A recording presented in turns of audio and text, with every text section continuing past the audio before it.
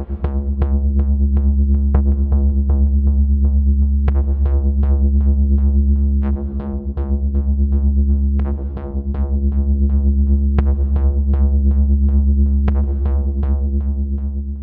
folks, I'm Spencer, and on today's episode of Cult Mania, we're back doing our series of rapid reviews. This time, it's for this big green box. It's big and chunky, and rather heavy. Now, it's the same rules as usual. I have 30 seconds to review the films that are in this box. I haven't looked in the box, don't know what's in the box, so it's all going to be a bit of a mystery, but I'm sure it'll be fun. As always. This green box doesn't have a label on it, so I really don't know what's in it. I have a feeling that this was the box that I first started having my own DVDs in. Like, when I would buy them, they'd go in here. So this is possibly going to just be really embarrassing, because these might be the sort of terrible films that I thought were really cool back in the day. So yay! And we shall take off the lid. And yeah, they are pretty much, they're my sort of films. I think I'm right in saying that these are,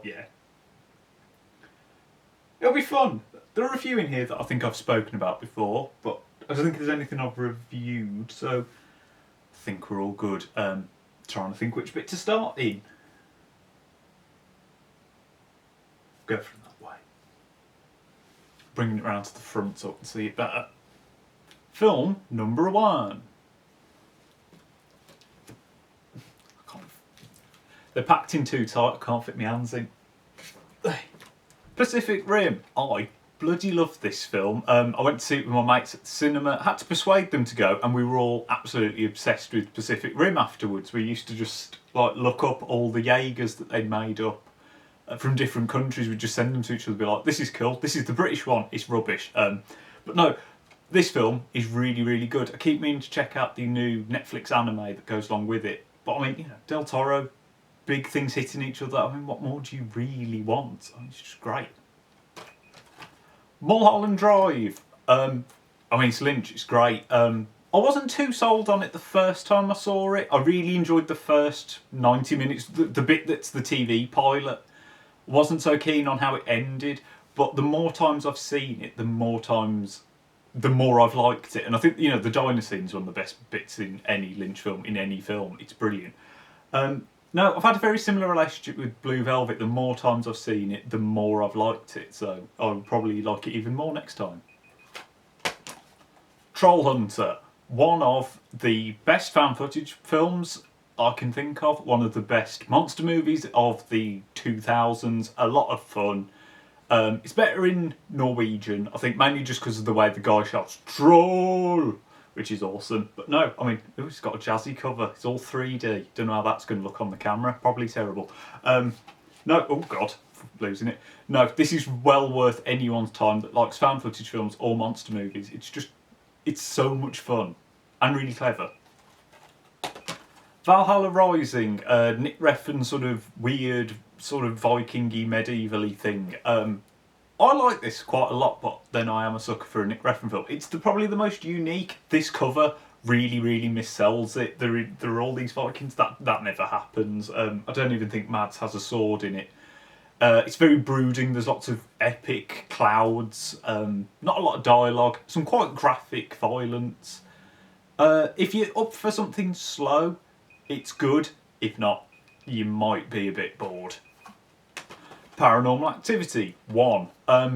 It's pretty scary, isn't it? I'll be honest. I think this is quite creepy. The rest of them aren't. I've only got the first one. But no, it's a really good idea. I think people like to laugh at it now because it became that sort of cheesy series. But I think the first one is genuinely still really creepy and a genuinely really good idea. The best bit's the bit where she gets out of bed and looks at that is really quite unsettling. Yeah, unsettling stuff. The Hunt, more mad stuff. This is like a proper film though. This is really serious, but it's a very, very, very good drama. It's by Thomas Vinterberg, who's part of the Dogma thing. It's about a teacher who's accused of being a paedophile. It's a really, really good film though. You know, what Mads is brilliant in it. I mean, he's brilliant in everything. No, I haven't seen this since I've only seen it once, but it's one of those films that crops up in your mind every now and again. It's really good. Toxic Avenger. I've already reviewed this on the channel. You know what I think. It's a lot of fun. Is it crass? Yes. Is it offensive? Probably to some degree, but I mean, it's really good. It's really entertaining. It's pure low budget cinema. No, I don't need to say any more really. It's Toxic Avenger. I'm going to be saying plenty more because I've noticed what's coming next. Toxi II. I really quite liked this one. Oh, there's a lot of boobies on the cover. I don't get done. No, it's a fun one. It goes to Japan or China or something. It's a lot more of a comedy, this one. I don't think it's as gory as the first one, but it's a lot of fun. In fact, I think it's possibly funnier than the first one, but it perhaps doesn't have the groove factor of the others. Toxi III. This one's not great. I remember thinking this one was pretty boring, actually. Yeah, it sort of wimps out. It's nowhere near as gory. It's nowhere near as funny. Yeah, it follows on directly from 2, including, I think, reusing 1 or 2 scenes, if my memory serves me correctly. No, it's not one that I would be rushing back to ever see again. That being said, Toxi IV, one of the better ones. This one's got a lot more gore in it. It's much more like the first one. It's the third bloke to play Toxi, because I always find that the voice changing is a bit disconcerting. But this one's really good. I mean, it's still really low budget.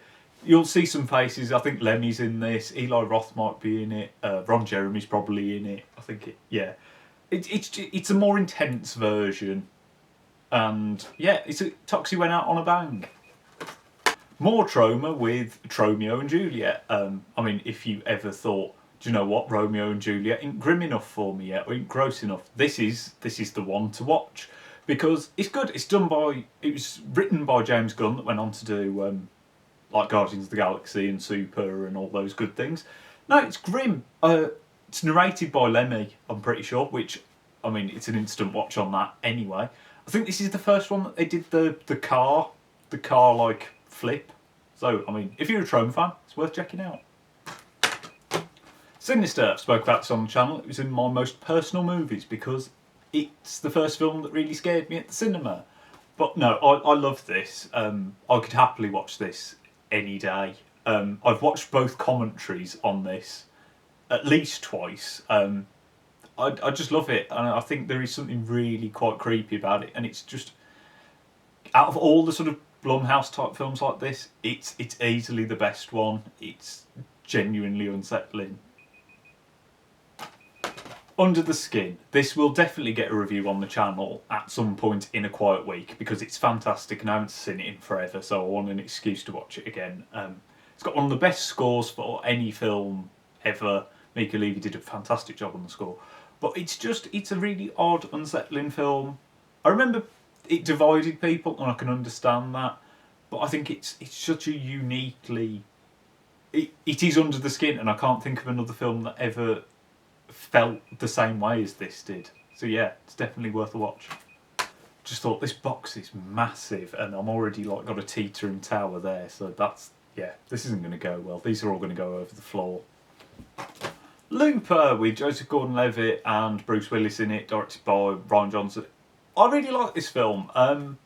It's been quite a while. Oh, it's another one with a lenticular cover. Ooh. No, it's a sort of time travel-y, confusey film. It's got a lot of really good action in it. It's got some really good concepts. Time travel in it don't work. It doesn't match up. It has far too many plot holes. But while you're watching it, it's really enjoyable. It's got a lot of ideas thrown in a good way. No. It is a bit distracting, though, that Joseph Gordon-Levitt's been made to look like Bruce Willis, because, I mean, he doesn't anyway. It's weird. Only God Forgives. This was the second Nick Refn film I'd seen, because I'd seen Drive and I loved it, and then this came out. I'm very, very drawn to watching this again. It's the one I really want to go back to. Oh, it's got, I mean, it looks fantastic. Cliff Martinez did a fantastic job on the score. I can also understand why a lot of people hate it, because it's very, very slow. The violence is very sporadic. It's very weird. You know, there's a lot of incest going on. That's weird. That's not everyone's cup of tea. But no, yeah, I really want to watch it again, so I will do. A Schwarzenegger triple bill that's got Total Recall, Raw Deal and Red Heat in it. Never seen Raw Deal. I've no idea what that's about. Red Heat, that's pretty interesting. It's got Jim Belushi, I think. It's got one of the Belushis in it. That's entertaining enough. But I mean, Total Recall's the reason I've got this. I keep meaning to get the new 4K version of Total Recall because it's Paul Verhoeven, it's Arnie, it's got special effects, it's awesome. It's one of Arnie's best ones in my opinion. One of the most fun, one of the most interesting. Yeah. But of all three, well, can't comment on Raw Deal, but I'm sure it's entertaining enough. It's an Arnie film. The Strangers. I saw this at school. It scared the living shit out of everyone in my class. With good reason. It's a pretty scary film. It's a pretty intense film. It's a very nihilistic film. It's not a fun one. But I enjoyed it that much that I went out and bought it. Yeah, genuinely really unsettling home invasion film. I didn't care for the sequel. I've heard his new film's really good. I can't remember what it's called. The chap that directed this. But no, it's brutal. And traumatising in all the right ways. As we are halfway through, I shall have some squash. This Vimto squash, it's got a watermelon in it, it's really nice. Gonna do a side channel where I review squash. Texas Chainsaw Massacre, I mean, I reviewed it on the channel. It's one of the best American horror films ever made. I don't really need to say much more than that. It's just, I mean, he's so good in it. It's still so good. This is a really nice transfer as well. It looks gorgeous in HD. Well, someone will 4K at some point, but probably doesn't need it. But no, this is a very rattly Blu-ray. Something's gone wrong in there. I'm just going to put it down. The Witch, or The Vivitch, or whatever you're supposed to say, it's one of the best. This is the most important horror film of the 2010s for me. It has clearly influenced so much stuff. It launched Robert Eggers' career, it launched Anya Taylor-Joy's career. Those two things are brilliant. So, yeah, it's really great. Is it a horror film? Don't know. But, I mean, it's fantastic. Yeah, you don't need me to tell you that it's fantastic, really. It's great. Last Action Hero, Morani. I really like this. This has just come out on 4K, actually, or is coming out. No, this is a lot of fun. It's the spoof. Arnie is the character that he is in the film. But it's really clever. It's a lot of fun. It's got some really good action sequences. It remembers to be a really good action film on top of being a sort of fun comedy pastiche of stuff. It's also got Charles Dance as the baddie with funny eyes. I mean, what more do you want? The Big Lebowski. I've seen this a few times and I don't know if I get it. There's some really funny stuff in it. There's some really interesting stuff. I think John Goodman's really a lot of fun in it, but I don't quite get it. Yeah, it always just leaves me like I enjoy it while it's on, but I'm never in a rush to see it again. That being said, I have watched it twice, so there was obviously something that made me want to watch it again. But yeah. You're Next, Adam Wingard and Tom Barrett sort of slasher film. This is a lot of fun. It's quite nasty actually from memory. It's quite horrible violence in it, in a good way. No, it's one of those ones where it's a modern slash, so they sort of turn elements on their head. It's also got a sort of element of like whodunit-ish, I think. But no, lots of really good deaths, lots of plot twists. No, fun, entertaining film. Drive, spoke about it before, one of the coolest films ever. I hope it still is. It's been years since I've actually seen it. It's a good 3 years, 4 years since I've seen it. I hope it's still really cool. Yeah, like I said, this influenced me to... I've seen so many other films because they were linked with Drive. So yeah, one of the best soundtracks. This is, got me into soundtrack collecting. got me into buying a lot of a lot of films, so I owe a lot to Drive. Nightcrawler. I bloody love this film. Jake Gyllenhaal's best performance, one of the most underrated films, and it's still a very popular film, and I don't think it gets enough love. No, this is an absolutely fantastic film. This is the film that I took some friends to see this at the cinema with them not knowing anything. It's the most proud I've ever felt that I got people to see this and they loved it. So yeah, no, anyone who wants a good film to watch this. Just rent it or whatever. Don't look it up. Just watch it. It's brilliant. My Life, directed by Nick Winding Refn. It's an interesting document. It's a documentary filmed by Refn's wife whilst he's making Only God Forgives. It's the sort of thing that really probably should have just been a DVD extra on Only God Forgives. But it's an interesting. If you're a Nick Refn fan, it's interesting. It's quite good because it's not. It's the sort of. It doesn't portray him as being like the greatest person ever or the nicest person ever. It's quite a sort of blunt depiction of his working. So I think it works in that respect. VHS. Fantastic little found footage anthology series. This has, I'd say, at least 3 of the stories in this are really good. The other 2, perhaps a little bit less. But I mean, they're all good ideas. It just comes down to execute because they're all directed by different people. No, I'd watch this again. I think it's quite long. I think that's the only problem because there are 5 stories plus a wraparound, and I think it's a little bit much, perhaps. But no, there's some really creepy stuff in here. VHS 2, a better sequel. 1 less film. I think there's 4 plus the wraparound, but the 3rd one in this especially, which is done by Gareth Edwards, whichever one did The Raid, he did one of these. It's really, really good. It's really bizarre. But no, I think there's probably better ones in 1 and in this, but I think this is a tighter, better package. I wish this had come out in HD rather than on DVD. I'm quite annoyed because I've got the 3rd one and it's not in this box, and that's a bit irritating because I'm going to have to review it at a different time. 3rd one ain't great. Dune! I own this version of Dune because my Blu-ray doesn't work. And I got most of the way through the film and it just stopped and it won't play ever again. Dune's alright. It's not as terrible as I think some people make it out to be, but I mean, it's still not great. It's alright. I'm looking forward to the Villeneuve one. I think that's going to be really good, but there's some fantastic visuals. It's a bit clunky. Yeah. I'm pretty sure, because I bought this on eBay. I know the time's going, but I'm sure this has only got, I've got 2 copies of the film. It didn't come with the bonus disc, which is a bit annoying. Probably means someone's got both. It has only got special features. The Exorcist, I've reviewed this on the channel already. It was in a different box. This is the version you've never seen. Although I have seen it, because this is the longer one. It's alright. I think you get more special effects in this, but it doesn't fix any of the problems that I have with The Exorcist, that I'm far more interested in Father Karras than I am in Regan, so that doesn't help. I mainly bought this because I wanted those extra scenes, and yeah, that's it. I thought this had the Mark Commode documentary on it, but it doesn't appear to. That's a bit annoying.